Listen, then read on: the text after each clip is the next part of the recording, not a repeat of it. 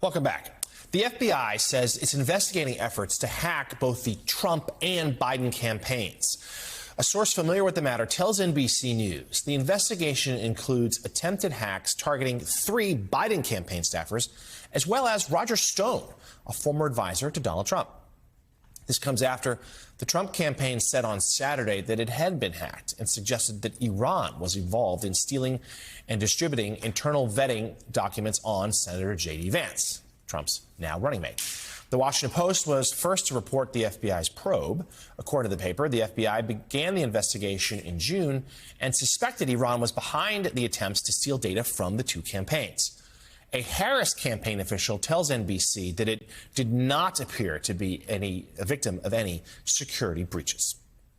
Joining us now, White House reporter for the Washington Post, Tyler Pager. Morning, Tyler. Good to see you. So tell us a little more about what we know about these hack attempts. You know, the Post and Politico each were sent some of this J.D. Vance information, though most of it, to be clear, is publicly available things. We're not aware of any real sensitive material just yet. But tell us more about the probe and how the campaigns are responding.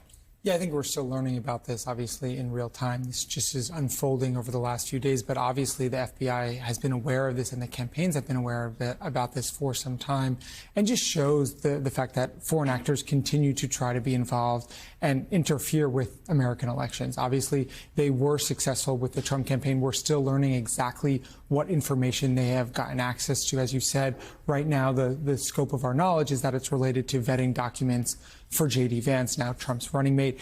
The Biden campaign was made aware of this effort as well. It does not appear that that was successful. But I think, you know, in conversations I've had over the last few days, at least on the Democratic side, after 2016, there have been massive efforts to try to bolster security across the Democratic ecosystem after they were successful in hacking into Hillary Clinton's emails. This is a subject of huge concerns for campaigns. And so they've taken extra security precautions. Clearly, the Democrats have been to this point successful in trying to rebut any of these efforts, but it shows just the continuing threat of foreign actors in American elections. No question.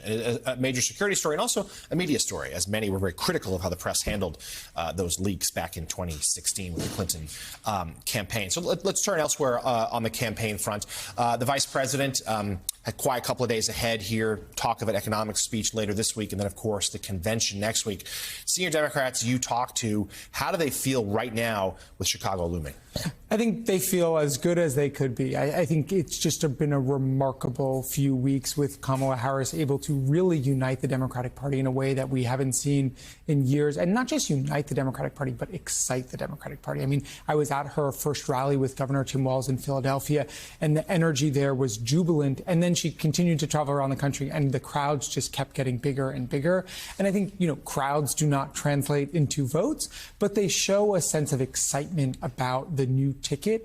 And I think it's a reflection, not necessarily of how much Democrats feel about Kamala Harris, but how excited they are that it's not Joe Biden. We saw for months and months and months the Democratic Party telling pollsters, telling journalists that they did not want it to be a rematch between Joe Biden and Donald Trump. So I just think that change has brought a level of excitement that Democrats have been yearning for years. And, you know, really putting to test this argument that Donald Trump has made for years about his crowd size. This is one of the things that he's been able to hold over Democrats, saying that he is able to bring more people into the election, excite people, get them out to rallies. And we have not seen that from Democrats for, you know, years. And so the fact that Kamala Harris has been able to do this in the battleground states, in the states that will decide this election, I think Democrats are very excited. Obviously, there's still divisions in the party. We were just talking about expecting large protests in Chicago. But Democrats right now heading into the convention feeling about as good as they could be. And no one will ever accuse Democrats of being overconfident. But certainly people are excited about the polls. We've seen they've certainly moved towards Harris. But this is still a very tight race within the margin of error most places.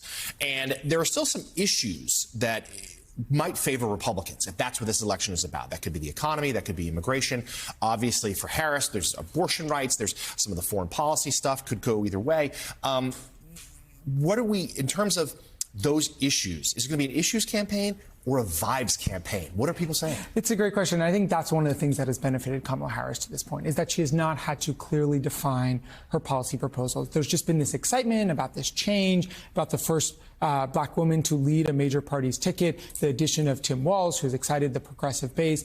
And so I think we'll see in the next few days and into the convention how she deals with the fact that she has not really laid out any policy. Her vision is not a substantive one at this point. It's largely based on rebutting Trump and bringing in this new sort of energy and excitement. So as we move into the election, I think that's one of the things that gives Democrats some trepidation. If you look back to Harris's campaign in 2019 when she ran in the Democratic Party, one of the things she really got tripped up on was this policy, was the vision for the country. I think she benefits from this shortened election cycle and just sort of the contrast with Trump. But I think that is a big question as Harris heads into the fall, is how much policy does she push forward and how much does she get pressed to really fill in the details of what a Harris administration would look like? She's certainly going to have to do that, but she's also going to be aided if Trump keeps imploding like he has been of late. Really good stuff this morning from White House reporter for The Washington Post, Tyler Pager. Tyler, thank you for coming in.